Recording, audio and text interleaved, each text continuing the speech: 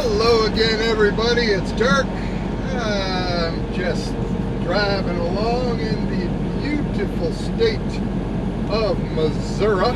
I believe that's how they call it. Us Illinoisans call it Missouri, but I believe the natives call it Missouri. Could be wrong. Don't know. I just seem to have that in my memory banks. Of course, my memory banks have been known to be faulty more than once. At any rate, cruising along on Highway 36, and hang on a second here, I gotta do a little lane change. We got a little shoulder parking going on here. Oh, it's a state trooper. Yeah, good thing he moved over. Yeah, so anyway, yeah, it's been a little bit. I just wanted to check in and I guess give a recap over the last week or so. As I said in the last video, you know, I have started with Hirschbach. Hirschbach is, so far, it's been a great experience. It's been frantic and busy for me, you know, as it always is, I would imagine, when you change companies, and especially when you change companies in the trucking business, because don't forget, we live in these things. So there are, you know, some logistics involved with changing companies. Hirschbach is located in East Dubuque, Illinois, is where their main terminal is. Their corporate headquarters is in Dubuque, Iowa, right on the other side of the Mississippi River. And you know, I live in very close to the Wisconsin border in Illinois. On the Illinois-Wisconsin line, on very near I-94. So, you know, that's quite a distance. From my house to Hirschbach is, you know, a good 3-hour drive. Yeah, so with orientation, that began this past Monday. Orientation was basically Monday and Tuesday, going into Wednesday a little bit. Wednesday was mostly truck assignment. And, you know, getting settled in your truck, getting that all squared away, and then Thursday was rollout time, you know, for your first run. So for me, you know, the plan was that I was going to pick up a rental car that, you know, Hirschbach provided, and I was going to pick that up on Friday afternoon, and then drive out, you know, Sunday afternoon, Sunday evening, hit the hotel in Dubuque Sunday evening, and, you know, wake up Monday morning bright and early, ready for the first day of orientation. And that was the plan. So, and of course, the plan was to, you know, grab the rent-a-car, go back to my place, load the rent-a-car up with all of the stuff that I need for the truck, and, you know, head on out.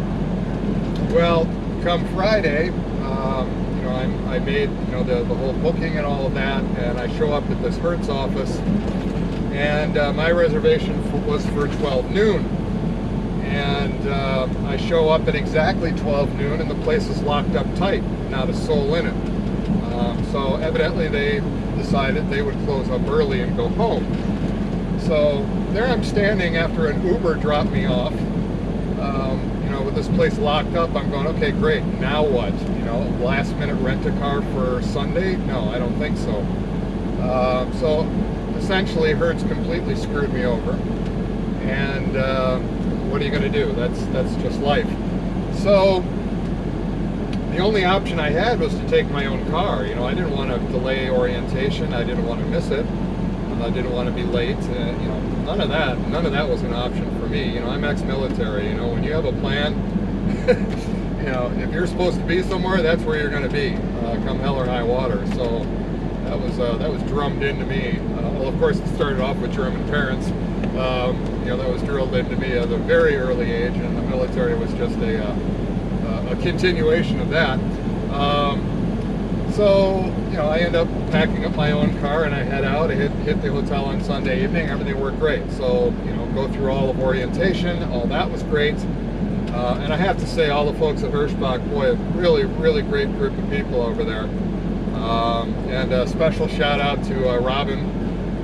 Robin was the queen of orientation. She did all of our onboarding stuff. Wonderful person.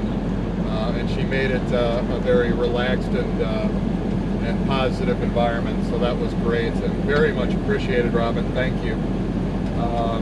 So yeah, we got Hirschbach indoctrinated with all of their stuff and their tablet and all their ways of doing stuff, which is of course normal. And then came our truck assignments. The truck assignment was something I was a little bit nervous about, because when I talked to the recruiter, Nancy, and Nancy, again, another wonderful person. You know, if you're thinking about Hirschbach, boy, I should put Nancy's info. I'm going to put Nancy's info, her contact info in the comments, or in the comment section of the video, or description, whatever. You know what I'm talking about. You know, everything Nancy said was going to happen did. Everything that she described was exactly on point. And the thing I was nervous about was that Nancy and I had discussed the truck itself. That was a rather important issue for me, because I'm 6'5", 230 pounds. You know, so I'm not a small individual. And you know, I've sat in internationals, I've sat in Peterbilts, I've sat in Kenny's, Kenworths, I've sat in, you know, obviously I've driven Freightliners, and having a Freightliner was kind of important to me, just because of the space. I know that people have very strong opinions when it comes to their trucks and favorite trucks and all of that. And, you know, no disrespect to any of them. You know, Kenworths, Peterbilts, whatever. They're gorgeous trucks, no doubt about it. But for me, the big thing is to have some space. I tend to be claustrophobic, and you know, having more space, especially more space above me, around me, that's a very important thing for me and my well-being. So, knowing that, I discussed that with Nancy right at the onset, and I said, listen, you know, I know that you can't guarantee a certain year or specification or anything like that. I know that there are no guarantees with that, but if you want to make me a really happy driver that's going to be, you know, inclined to stay with you for a long time, you know, a big part of that is quality of life on the road, and a big part of quality of life on the road for me, more so than just being a creature comfort, it is a very important deal for me. You know, I would really like to be in a Cascadia, and preferably a newer one, you know, the 2018 and newer body style, not the old one. And she said that she would, you know, put some messaging through and to the powers that be to make those decisions, and hopefully be able to influence them a little bit in their choice. Again, it was no guarantee, but she said she would do her best to try and get me, you know, what I wanted. So great, you know. So Monday and Tuesday, I had no idea. Wednesday morning, had no idea. You know, I'm just biting my nails the whole time, waiting for, okay, what am I going to get? And me and a bunch of the other guys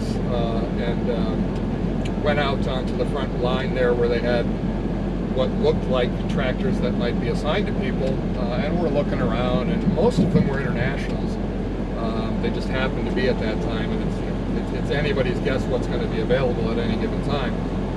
So there were more international LTs out there than there were Freightliners. And so I was a little nervous. You know, not that an international would have been the end of the world. I would have made it work, but I just wouldn't have been as happy. You know, a few different people got their truck assignments. Still, I didn't. And I'm like, oh crap, you know, what am I going to get? You know, it's total nail biter. And in the end, I ended up getting the truck, which I have now named Sylvia, because here's how creative I am. The truck is silver, and I wanted to have a female name, hence Sylvia. See how that worked? Wow, I'm a creative dude, huh? Anyway, I like the name Sylvia. I've known two Sylvias in my life, and both of them were awesome people, so hey, Sylvia it is. So I lucked out and I got Sylvia. Sylvia is a 2021 Cascadia, and she's pretty well loaded out with all sorts of stuff, which makes me incredibly happy. She even has a college dorm size fridge which is like 3 feet tall. It even has a small freezer in it, which is just absolutely phenomenal. I am thrilled to death about that. She's got a 3,000 watt inverter in her. She's got a Carrier Comfort Pro APU. So, you know, air-conditioned and heated seat for the driver. I'm thrilled. I am absolutely beside myself with this truck. She drives so beautifully. You know what? It just dawned on me. The CV mic is dangling in the way. That's going to be annoying as hell. Let me tuck that away. Sorry about that. Anyway, she drives like an absolute dream compared to old Bessie that I had over there at Schneider. You know, wonderful truck as far as being, you know, reliable and a workhorse, and she took good care of me. She was a 2017 Cascadia with about I ended up giving her back with close to 500,000 miles. You know, she was running like a tank. She is a tank, but boy, you know, the tires were all, you know, different tread gauges, and you know, she punished you a little bit. You know, you could feel the tires while driving her, and you know, just a very, very, very different experience. You know, I hop into Sylvia and I'm on the road, and it's just like, holy crap, this is a whole different world. This is such a wonderful truck to drive, and boy, does it make a difference as far as your endurance. You know, I'm driving a lot longer stretches than I was at Schneider. I was doing, you know, Walmart, and that was typically, you know, you drive 100 miles, maybe 150 miles, and you stop and you hit a store, and then you drive another 50 miles, hit another store, and maybe another 20 miles, hit a third store, and then drive about 150 miles back. You know, so the longest stretches were usually somewhere in that 150 mile range. You know, yesterday, as an example, I drove, you know, almost 600 miles. It's quite a difference, and I tell you what, I did it so comfortably. I had no back aches, I had no body aches, I had no numbing legs, I had none of that stuff. I was actually not even that fatigued or tired. She's just an absolute pleasure to drive. So I'm really happy. Anyway, don't want to beat that into the ground. I'm just thrilled. It worked out really well. So thank you, Nancy. Thank you for putting that through, that I was a tall, bigger guy, and that a Cascadia would work for me much better. And whoever it was that made that decision to give me Sylvia, I don't know who that person is, but thank you, thank you, thank you, thank you. I'm deeply appreciative of it. So hopefully Sylvia and I are going to be doing a whole lot of miles together. So as I said right at the beginning of the video, I'm on US 36, which is also known as the Chicago-Kansas City Expressway. I left on, God, I don't even remember the days anymore. You know, when you're on these trips, it becomes a blur. So I won't say the days, I'll just say where I've been and where I went. I went from Dubuque down to Rochelle, Illinois, to a Tyson facility. I'm driving on the Tyson account, so, you know, refrigerated meats. And so I left Dubuque, went down to Rochelle, Illinois to grab an empty trailer out of the Tyson facility there. From there, where did I go? I went to the Indianapolis area from there, and hit one Tyson facility. I want to say it was Yorktown or Yorkville, something like that. I think it was Yorktown, Indiana, which is on the outskirts of Indianapolis. And that was a live load. So I was there bright and early. It was in the middle of the night. It was dark. But that one went relatively quickly. Or actually, wait, am I missing something? I might be missing something. Oh, no, wait. I am missing something. Rewind, sorry. This is what happens when you drive. And I'm on my final leg here. So I grabbed the empty in Rochelle, Illinois, and I went to Ottawa, Illinois. That's right, Ottawa, Illinois, to a Tyson facility and did a drop-in hook. So I picked up a loaded out of Ottawa, and that loaded trailer went out, or that loaded trailer and I, and Sylvia, of course, doing all the work. Then we went out to the Indy area. We hit Yorktown, I believe it was, and that was a live offload, but it wasn't. It was pretty quick. They were pretty efficient in and out of there. I believe that was a Save-A-Lot. Yeah, that was a Save-A-Lot distribution center. And then from there, I went on to a Cisco facility that was in Indianapolis, actually in the town of Indianapolis, or city of Indianapolis, I should say. And that was the live offload of the second part of that trailer to complete that trip. And boy, I sat there forever. Well, not forever. I was there for about 5 hours waiting. They have lumpers offloading, so that's just part of the drill, part of the deal when you're doing reefer.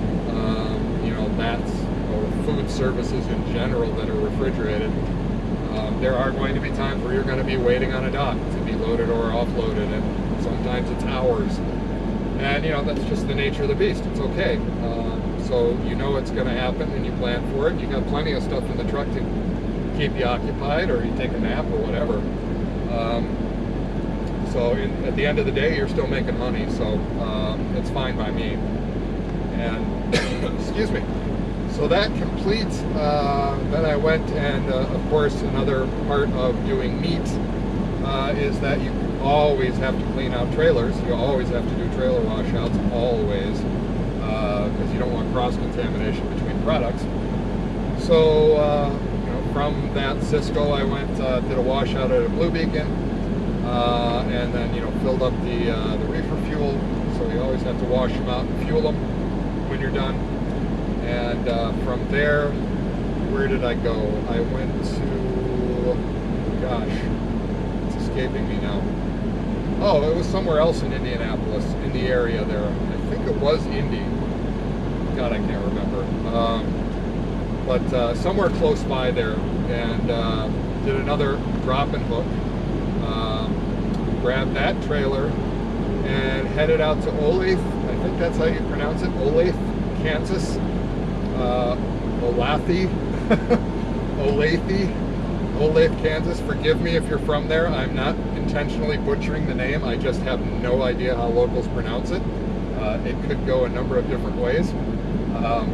But I think you probably know what I'm talking about. Olathe, Kansas is what I call it. To a Tyson there, drop and hook, and in and out of there quick. I have to say, these Tyson facilities so far in my experience, they've been great. They're well organized and efficient. People who are there are really friendly and helpful. I've had great experiences so far. So knock on wood that continues. I believe part of that is also what you put out. Whether you have a pleasant experience or not, I think in large part depends on you. And I think there's a lot of people in this world that don't get that.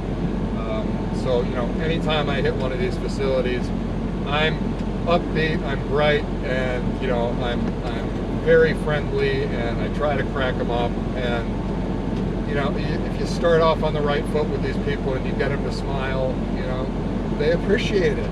Just like you would appreciate it in your job. I'm telling you, honey is what works. Anyway, sidetrack again. Look, squirrel. How I am, can't help it. So yeah, another drop and hook. So now I have a loaded trailer full of more meat for Tyson, heading up to lovely Joliet, Illinois, and going to be dropping at a cold storage warehouse up there. I'm not sure if it's Tyson or not. I couldn't tell from the name. It could be, maybe it isn't, I don't know. But I plan to hit a Love's this afternoon and park and overnight, and then at the butt crack of dawn, my 10-hour break will be over, and make the final half-hour drive in to deliver this trailer. And from there, I go home. So once the trailer is dropped, I will bobtail home and I will park the tractor at my house, which is fantastic. No more having to shuttle back and forth to where my truck is parked. I can actually bring it home because I don't have a trailer attached. On the Tyson account, you don't take trailers home, you just bobtail home. Fantastic as far as I'm concerned, because that means I can park this truck. Sylvia can come home with me and park on my property and be right there. And that is hugely convenient as far as being able to keep her clean and, you know, schlep stuff in and out of the truck, all that good stuff. So I'm very happy about that as well. So that's the update. That's where we're at. I am cruising along on a 102-degree day in Missouri, again on US 36, and yeah, chugging along and loving life. I'm over the nerves and jitters about you know, the whole butterflies in the stomach, all that kind of crap when you make a big change in life.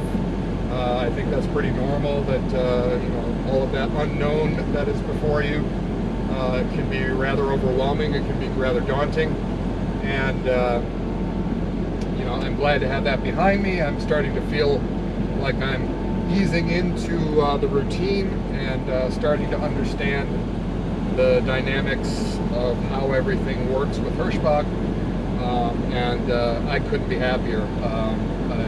I've had a great experience, and I do definitely think I made the right move here. You know, we'll see, time will tell, but you know, so far, rave reviews. I'm loving this so far. So that's it. I didn't want to bore you to tears. Hopefully I haven't.